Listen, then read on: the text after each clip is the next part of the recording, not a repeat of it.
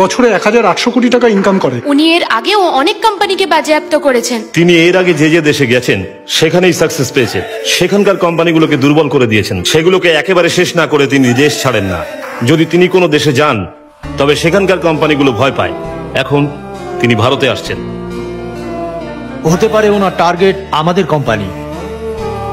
উনি যদি আমাদের কোম্পানিকে টার্গেট করে থাকেন তাহলে কিন্তু এটা আমাদের ভাববার বিষয়। ওনার ব্যাপারে আর্টিকেল ইত্যাদি তোমরা গুগলে সার্চ করে জেনে নাও। তিনি আগে অন্যান্য দেশে কি করেছেন সেই তথ্য খুঁজে বার করো। নাও গো গো গো গো। 5 বছর আগে তার ভাইয়ের বিয়ের সময় তিনি এখানে এসেছিলেন। এখন তার ভাইয়ের বউ ডিভোর্সের জন্য অ্যাপ্লাই করেছেন। আর এই মেয়েটা হলো তার ভাইয়ের শালী। Guys guys guys guys guys কাম কাম হয়েছে। তোরা ওই লোকটার ব্যাপারে শুনেছিলিস তো? He is such a playboy. Sir আপনি কি এখানে কোনো কর্পোরেট কোম্পানি কিনতে এসেছেন? আপনার টার্গেটে কোন কোন কোম্পানি আছে যদি একটু বলেন। স্যার প্লিজ বলুন আপনি কোন কর্পোরেট কোম্পানি এখানে কেনবার জন্য এসেছেন? যদি একটু বলেন। আপনারা যদি বলেন আমাদের এইটুকু তো বলুন স্যার। কাইন্ডলি বলুন না। আপনারা জানতে চান তো যে আমি কোন কোম্পানি কিনতে এসেছি?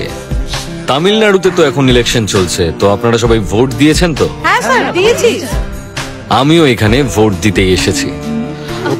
এখান থেকে সোজা ভোট দিতে যাব, তারপরে ফ্যামিলিকে নিয়ে ডিনার করব, তারপরে রাতের ফ্লাইটে ফিরে যাব।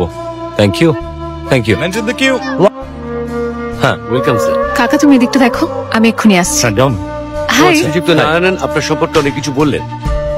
নীলা কেমন আছো? আমি ভালো আছি। Excuse me please. আজই নিউজে জানতে পারলাম তুমি ইন্ডিয়া আসছো। শুধু তাই নয়, ভোট দিতে আসছো। গুড। হ্যাঁ তোমার বাবা ভোটে দাঁড়িয়েছেন। দুবারের এমএলএ, এবারে জিতলে মন্ত্রী হওয়ার চান্স আছে। ও তোমার দিদি কেমন আছে? She is okay. Love marriage, divorce, upset. সেদিন তোমার দাদার সাথে দেখা হলো, হাই বললাম, কিন্তু উনি উত্তর দিলেন না। ও স্যার এক্সকিউজ মি স্যার, একটা সেলফি হবে? 2 minutes ma'am, sorry. Okay sure. আমার সাথে তুলতে আপত্তি নেই তো? ওকে। ইনস্টাগ্রামে অনেক বেশি লাইক আসে। ফেসবুকে স্ট্যাটাসে দেখলাম তুমি সিঙ্গেল। হ্যাঁ ঠিক। তাহলে ওই মেয়েটাকে? আচ্ছা ওর কথা জিজ্ঞেস করছো তুমি? ও তো সিঙ্গেলই। ও okay, I have to go, bye. হ্যাঁ, বাবার দলের সিম্বল কুড়ুল। কুড়ুল। বাই। কি হয়েছে স্যার? কি আর হবে, ওনার হয়ে কেউ ভোট দিয়ে দিয়েছে। ওনার ভোটটা অন্য কেউ দিয়ে দিয়েছে।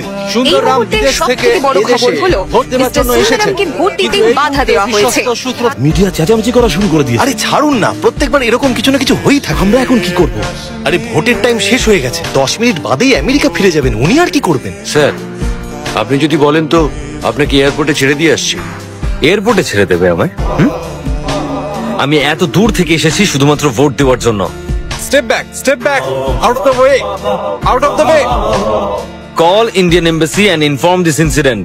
স্যার আপনার ভোট অন্য কেউ দিয়ে দিয়েছে। এই ব্যাপারে আপনার কি মতামত? হ্যাঁ বাবা বলো। মা কি হয়েছে রে ওখানে? টিভিতে দেখাচ্ছে ওখানে গন্ডগোল হয়েছে। শুনছি তো নাকি ভোটটা অন্য কেউ দিয়ে দিয়েছে। পরিস্থিতি কি? সুন্দর ঠিক আছে তো? ঠিক বুঝতে পারছি না, দেখে তো আপসেট মনে হচ্ছে।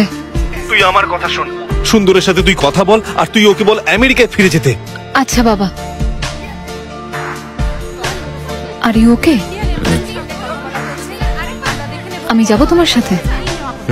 মিস্টার জেঠমালানি, আমি চাই আপনি ভোট গণনাটা বন্ধ করিয়ে দিন। যতক্ষণ আমি নিজের ভোট নিজে দিচ্ছি, ভোট কাউন্টিং যেন শুরু না হয়। আমি কালই চলে যাব, গিয়ে দেখছি কি করা যায়। ওকে mark. Yes. Mail me the election law. I just want to go through it. Yes. Okay.